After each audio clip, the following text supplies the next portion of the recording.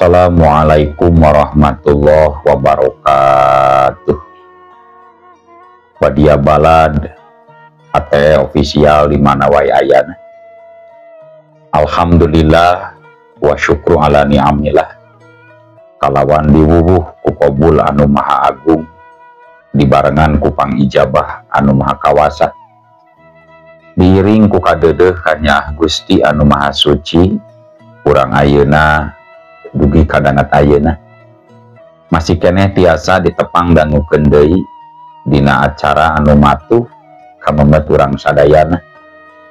Nyatana dina pagelaran dongeng Sunda jejer carita miara atanapi ngukut tuyul. Ayeuna kantun bagian anu ka genep nanya pamiarsa.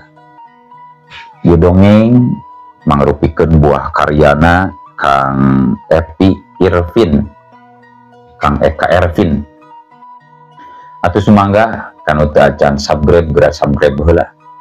Marah langkung pogot sareng langkung semangat deui ka si mamangna dina enggoning medar ieu dongeng. Ning hila di like di komennya nu saseueur-seueurna. Lainna naon, mamang masuk bingah kitunya. Upami maosan komentar-komentar ti para wargi sadayana. Kalintang bingahna deui upami mah link video mamang ieu dipangsarekeun atanapi dipangbagikeun gitu. Carana mah gampil. Kantun salin linkna teras dibagikeun dina media sosial. Biasa dina Twitter, Facebook, TikTok, Instagram, atanapi deui dina grup-grup WhatsApp. Seueur lah media sosial anu tiasa diangge nge-share atanapi ngabagikeun link video mamang ieu. Aku ngaratu nyangkolong ting kana waktos sumangga. Ayeuna mah urang lajengkeun deui dongeng ngukut tuyul bagian anu ka genepna. Kumaha salajengna? Sorot cikopina, betot simbutna, pagan heula tali kolorna, bisi morosot, merezel, morozol, uzel-uzelan di tengah jalan. Tumpak tungdung tes.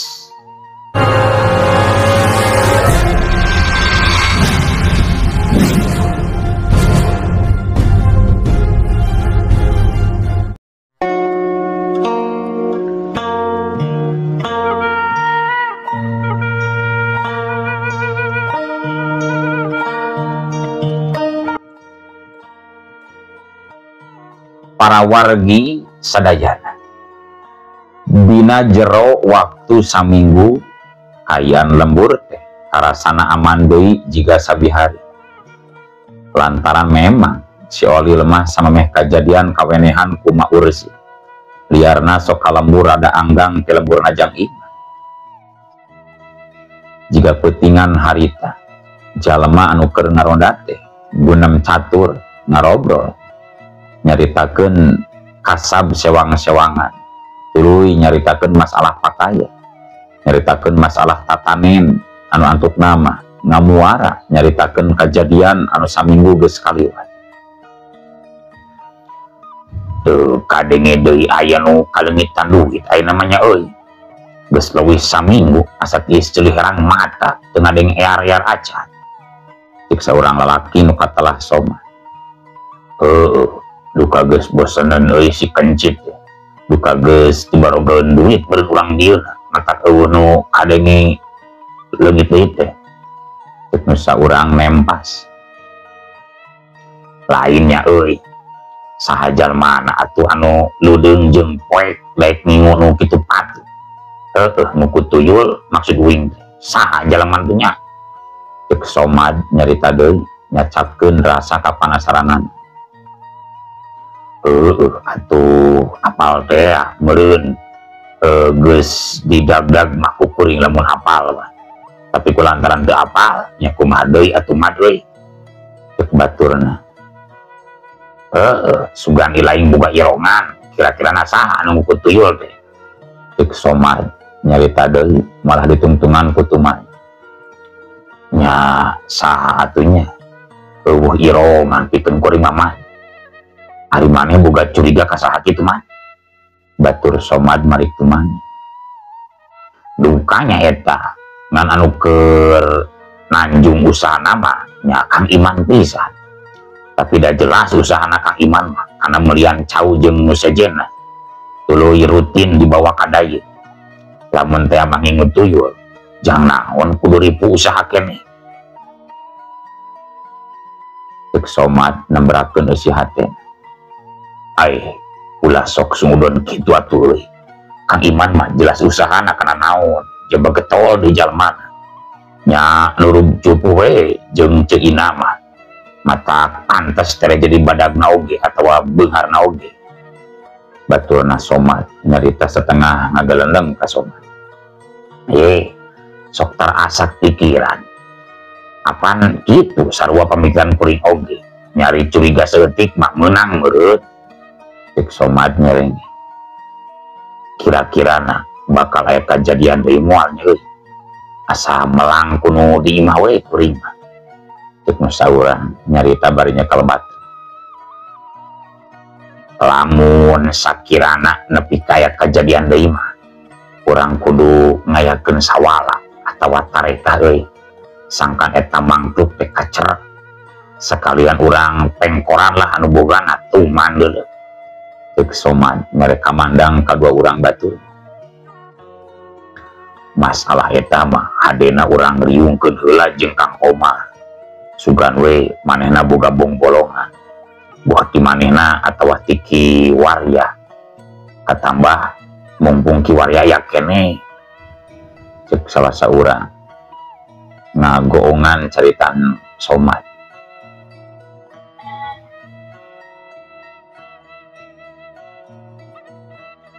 kocapkeun Jang Iman anu saminggu eueuh pemasukan ti si Olil teu ieu rumahu sabab tina hasil nganterkeun daganganana ka daya oge geus katutup pangabutuh jeung sapopoe. Nanya eta kitu sifatna manusia mah tara ngarasa cukup we siga nu keur ngabandungan, geus kabeuli sawah hayang meuli balong, geus kabeuli balong hayang kabeuli kebon, geus kabeuli kebon hayang kabeuli gunung, geus dicaritakeun pakaya anu geus luyuh layah eta mah muklis hasil tina kencit si Oli. Aduh geus simpe meureun ayeuna mah cek beja loba warga masyarakat anu karek ngejual pareka bandar geus kabayang pasti loba duit na ieu jigana lamun si Olil eksis deui gade deui penghasilan ya terus panen kieu mah. Cek Jang Iman ngagarentes dina jeroeun hate, sawatara manehna keur ngahulang kitu Nyi Ina ngurunjung ti jero imah bari mawa opi. Kang dileut atuh kopina Kang, cek Nyi Ina bari nunda kopi dina meja. Nyanyi barudak geus sareta teh Nyi. Jang Iman nanyakeun barudak, parantos ti ren si Isa oge aya naon kitu Kang? Nyi Ina malik tuman, ah nutut nya asa ti iseun we. Jang Iman nempas, nya upami kitu mah nyai bade kalebat deui atuh nya Kang, awatos itu barudak bilih dicocok kuruni. Cek Nyi Ina. Jang Iman ukur unggul, Ina ngoloyong asup deui ka jero imah keur anteng-anteng ngalamun bari sakapeung ngaregot kana cikopina. Di bewetan kadenge hawar-hawar anjing babaung meni lawungan mata kukurayeun kadenge naon disusul ku sora sirit uncuing meni ngelak di palebah pajaratan, ditambah ku kaayaan anu hujan ngecek di jedur Isa keneh mapaesan simpena peuting. Duh cocok yeuh ngaliarkeun si Olil jiga nama lumayan jang nambahan meuli sawah Haji Adin anu cek beja mah cenah rek dijual sarogro. Jang Iman boga niat rek ngaliarkeun deui si Olil anu geus saminggu di skorsing ku maneh. Sanggeus nyalukan jeung pepeujeuh ka si Olil, Jang Iman ngidinan si Olil pikeun lunta deui ngalaksanakeun pangresepna nyaeta mupul duit tinu tali berasa. atau si Olil atoh ini ajrag-ajragan lamun teh mah kadenge kunyiin pasti bakal kagerwahkeun ku si Olil anu suka bunga. Sedengkeun di pos ronda harita geus nyampak jalma anu kapapancenan ronda anu datang karek dua urang. Duanana ting purungkut bari ngadu baku. Duh, menit cocok ya cuaca. Jaba hujan, jaba tiris. Lamun teu kebagian ronda mah aing mending mepen di indung budak we pikeun ngadian deui euy. Cek misa urang bari diuk di harudung sarung. Nya eta lah menit pas pisan jeung waktu urang ngaronda hujan teh. Kamari padahal hujan teh deuh ai. Cek batur nama ira. Kelila kurunyung Komar ngurunyung dituturkeun ku Somad daratang tuluy dieu sanggeus ngaitkeun gagang payung kana pak. Jum yi adeung ulah jong teuing ngaronda teh asa beda ieu karasana oge peuting ieu teh kade ulah tenang cek Komar nyarita kanu duaan. Nya Kang uguti tadi oge ting purungkut teh lain ku teris-teris teuing rada keung ye Kang cek Ajum nembalan. Nya Kang Komar anjing teh tadi menir rage jaba ajab mun dibabau puguh deui sedit kuncuing mah bangun anu ngalakon we kana kecelak da hujan cek Sari milu Maira. Tong borangan teh atuh hirup teh Sari bisi aya nu ngamangpaatkeun kayaan jiga kitu teh. Jika nu geus hujan jiga kieu biasana sok dimangpaatkeun ku bangsat munding atau bangsat hayam. Kudu waspada turiatna we rek kumaha oge ulah bongo euy cek Somad nyarita ka Sari jeung Aju.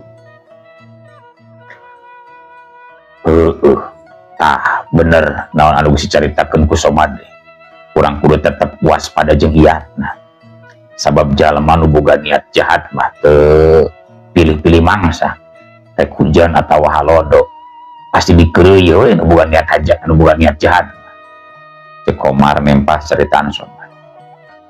Rengse nyarita kitu cegung cung padahal anjing terlagek bisa ada dipongpokeun ka pos ronda atuh puguh we Sari jeung Ajum ting kurbug lantaran ngarasa ruas.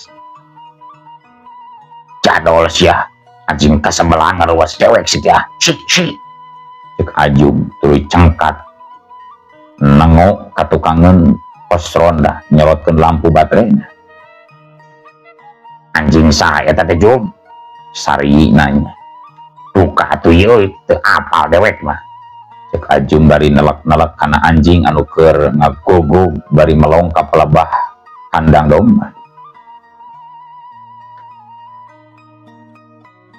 Cag kayaan di pos ronda orang tinggal.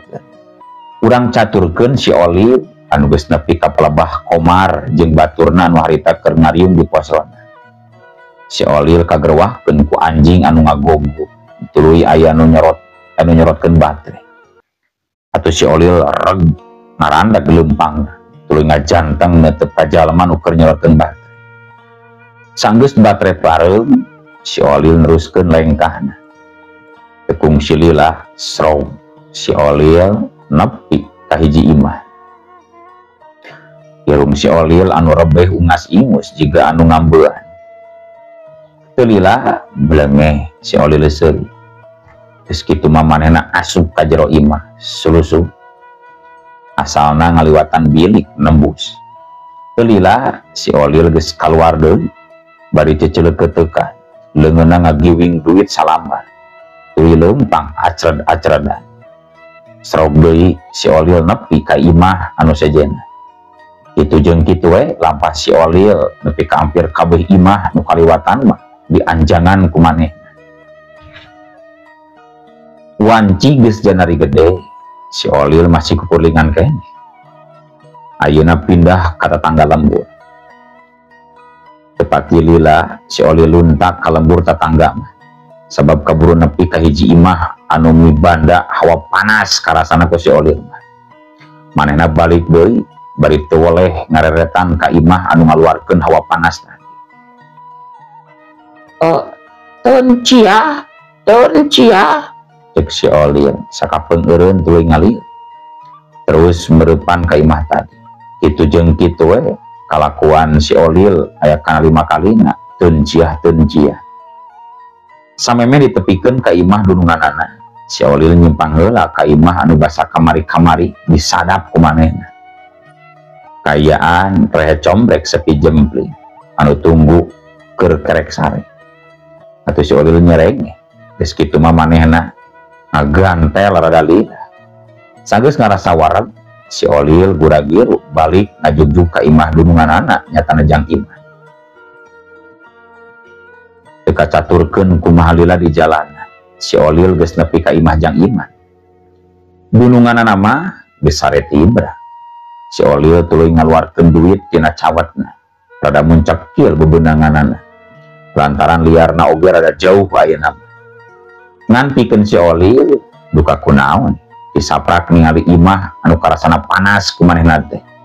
Panasna mah anggar karasa keneh sanajan geus nepi ka imahna oge. Si Olil kuring gasahan teu geunah awah. Belenyeng kana kulah anu anyar nyieun tuluy ngecebek mandi meuni antem. Caturkeun isukna atuh kayaan di lembur mandi guyu. Cenah geus aya kajadian deui, malah hampir rata kabagian kabeh leungit duit teh. Gusti nu agung, asaku di alamnya mangkluk. Heueuh, sanajan anu leungit teu gede oge. Dalah dikriuk unggal peuting mah nyabeak we pamustunganana teh. Cek saurang awewe bari ngasur-ngasurseun. Aya naon deui atuh mah, cek saurang lalaki anu karek beres di tampian. Komar geus genjleung deui ieu kencit teh. Si Ino, si Darja, si Usen, si Atib, jeung sejena leungit dewe duitna cenah. Cek eta awewe nu katelah mak entit indungna Komar. Baru geus aya kajadian deui wae nya. Cek Komar mencerong ka indungna. Komar, cik gerak inggit ka warung. Meni ngagindung jelema gerak keur ngaromongkeun masalah leungit duit. Cek indungna nembalan. Komar ngagarentes dina jero hatena. Asa dicogah doyeuh manusia. Asa diantep sia keun sia ku aing. Itu berantes hate Komar. Beraneangan panjinglar atuh Komar. Kasawe heulaanan karunya dulu ladang capek bobolokot nya, ladang capek bobolokot letak ariteun aya we nu madogan mah jeung geura ikhtiar atuh. Cek diatit nyitah sangkan anakna yang antara eta. Nyama tapi kasahatunya apan aki di gunung kene. Nya eta ngomong nama nunggu anggeus panen mah cenah balik teh. Cek Komar jika nu bingung kumaha pilampah. Kasawe atuh neangan mah sugan bisa disinglah sahanteuna ulah unggah kalembur urang teh eta anu sok ngokodan duit teh. Cek mak entit barbih ka anakna. Keur uplek ngawangkong kitu kulutrak harita anu unggah kana golodog. Bereh si Soman katingalina bangun anu capek awakna nyang saya kana bir. Hari maneh kunaon Soman? Cek Komar nanya bari keluar nyamperkeun Soman. Aduh kasebelan dajal mah. Rek kumaha we ieu teh Kang. Buleungit duitna lain saurang dua urang. Lain masalah leutik gedena Kang. Ngan masalah hak anu dirujitan ku si kencit gitu Kang. Aduh loba pisan anu leungit teh Kang. Cek Soman ngapanana ngahegak ayeuna mah ambek pacampur jeung capek. Lantaran setengah lumpat datangna ka imah Komar. Nya eta dewek oge keur ngabadamikeun masalah eta jeung indung dewek. Kaburu maneh datang manten. Engke lah pas sore urang ngeluntak dengan jalma bisa antar deweknya teman. Cek Komar ngajak Somad pikeun neangan anu bisa dipentak atau dipuntangan dulu. Nah, ari Ki Warya kemana gitu Kang? Cek Somad nanya bari mencerong ka Komar. Atuh Ki Warya di lembur mah moal menta di baturan ku si lain Somad. Ki Warya mah keur panen huma cenah di gunung can mudun can balik. Cek Komar nembalan. Ai heuhnya hayulah Kang dibarengan ku kuring. Engke atuh pabuburangnya. Aya nama kuring can boga jukut jang domba euy. Cek Somad tuluy cangkat. Heueuh, ade ulah poho. Sabari sanggala jukut geuat ka dieu deui urang mangkat, urang nyiar jalma anu bisa dipetan tulung. Cek Komar papadon ka Somad. Para wargi sadayana wanci liwat pecat sawen. Harita Somad geus ngurunyung deui, geus sagedang dan lantaran geus badami rek neangan dukun lepus Paraji Sakti anu bisa nyingkahkeun sokomo bisa nyerek tuyul. Jadi engkekeun deui Komar jeung Somad laleumpang ngajugjug hiji lembur anu cenah aya tukang nulung. Singgetna carita, Komar jeung Somad geus anjung ka imah dukun anu mindeng kacaturkeun kurang lembur. Teu talangke deui manehna tuluy pepuntenan. Punten, cek Komar nangtung hareupeun bolot. Mangga, saha eta? Cek hiji sora nembalan ti jero. Kudu terak, panto dibuka. Lol, aya saurang lalaki pangawakan jangkung badak. Paroman budi amprotan, kumis bablang sangadulan. Silana diikat barang bang semplak nolol. Punten Ki, dupi ieu leres bumina yang mul. Cek Komar tumanya bari mamandapan. Bisa nasa silai. Cek Bah Mul malik tumanya. Nepangkeun sun. Wastama abi teh Komar, tah ieu rencang abdi Ki. Cek Komar solongkrong ngajak sesalamat, itu deui jang Somad. Aya pide-wide naon? Ai kaperluan naon maksud agi teh? Cek Bah Mul nanya bari nuduhkeun leungeunna kana bangku sangkan Komar jeung Somadari. Geuk atuh Komar jeung Somadari parendeng yang hareup ka Bah Mul. Ieu Bah, kuring teh nguping yen Abah teh jalmi bisa cenah. Tinuhung ku pangawaruh katalar pangabizana. Manawi we Abah kerasa nulung ka kuring sareng batur kuring Bah. Cek Komar mimiti muka carita. Geus moal salah deui sia nu datang ka dewek mah pasti aya keperluan deui.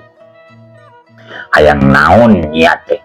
Hayang pelet, hayang naik jabatan, hayang teu neurak di kadek, hayang beungar, atau hayang kataekan nyadung, naon ja teh? Cek Bah Mul nanya karena pamaksudan Komar datang ka maneh. Sanes Bah, sanes perkawis eta abdi mah. Nanging perkawis masalah anu ayeuna keur di tandangan ku urang lembur Bah. Nah eta urang lembur teh tos hampir 2 tahun ieu mindeng kejadian kalengitan duit Bah. Cek Komar nyaritakeun pamaksudana. Baru aya tuyul beu ambeul aya keneh ujung kieu eta nu kitu teh. Pan hina mah tuyul teh geus pindah ka gedung instansi jeung gedung perwakilan rakyat. Tapi kunaon geuning di lemburnya nih mah tuyul teh masih kena ngajadog di lembur can pindah ka parlemen. Cek Bah Mul nya eta puguh Bah malah asa nambih maceuh hadieun mah Bah. Ari anu di gedung-gedung mah tuyulna di garasi, ari ieu mah tuyulna dicabut Bah. Cek Komar nembalan. Bah Mul ngahulang ngaragaman manehna unggut-unggutan. jadi lapok nyarita deh bisa ngan nyaeta rada hese sasaratna jeung ongkosna moal maiza eutik ieu teh Komar. Cek Mbah Mul nyarita bari neuteub ka Komar. Perkawis eta mah ulah janten emutan sur. Kumargi tiasa dibadantenkeun kumaha-kumana sareng anu sanesna. Sawangsuna kuring ti dieu, ke kuring rek langsung badami jeung urang lembur kitu tah Bah. Cek Komar ngawadiana. Gantu hari kitu. Cung, ayeuna mah geura barari. Geura sadiakeun syarat-syaratna. Engke beuting ku dewek rek digawean. Kabeneran bisa penting ieu teh malam Salasa. Cek Mbah Mul ngasongkeun kertas anu eusina tulisan syarat naon wae anu kudu disadiakeun pikeun ke peuting ngayakeun tareka. Ku Komar kertas tadi tampanan bangun wa atuh beungeut nama Rahmah sabab hatena geus tenang ayeuna mah ngadenge Mbah Mul nyanggupan teh. Geus kitu mah Komar jeung Somad amitan balik ka Mbah Mul. Tuluy ngeureuyeuh lalempang deui bari mawa harepan tuyul anu ngabarubahkeun katenangan lembur teh bisa kacerek ku Mbah Mul. Cag kayaan Komar jeung Somad ulang tinggal caturkeun si Olir anu keur ngaringkuk ngeukepan permen kojek kagerwahkeun ku hiji sora anu dipiwauh ku maneh daya lian eta sora teh sorana Ki Asep kuncen karajaan tuyul di Gunung Halim.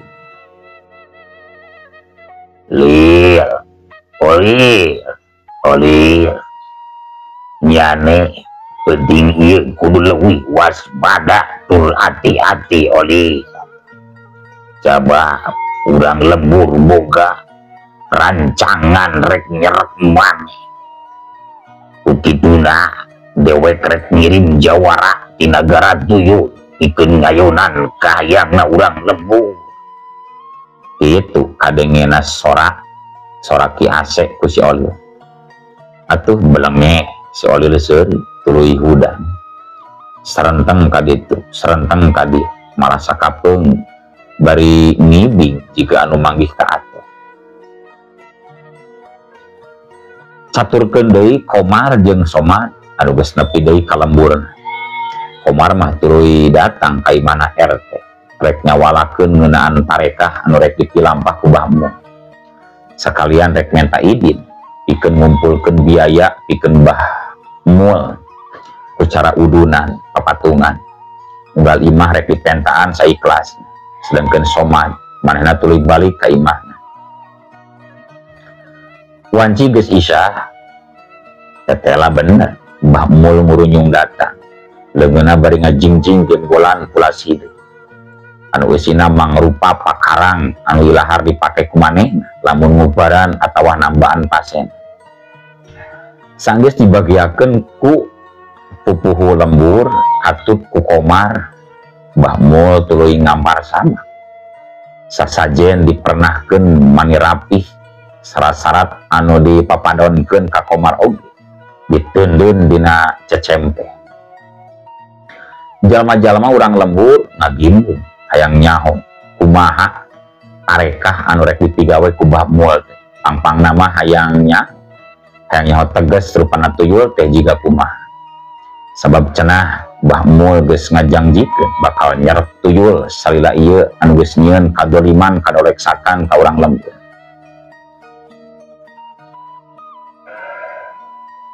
Tapi nalika Mbah Mul keur ngahulang kitu da atuh ulun waktosna kabujeng seueur wadia balad ate ofisial.